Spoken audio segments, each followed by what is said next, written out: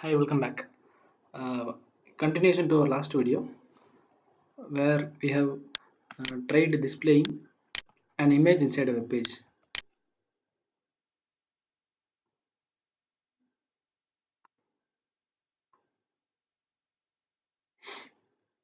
Right. So, in this video, we will be discussing two important attributes of this image tag. One is height and width.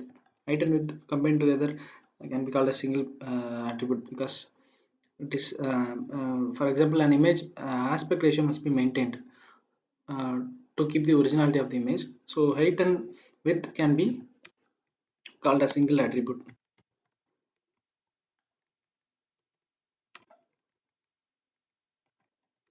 50. So now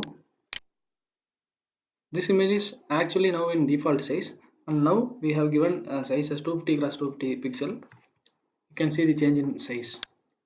Now I am giving 500.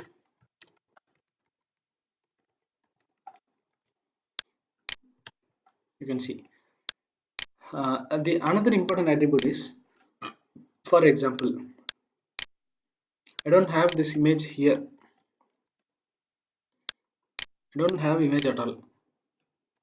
See the empty frame with the broken file images, broken file icon is displayed here.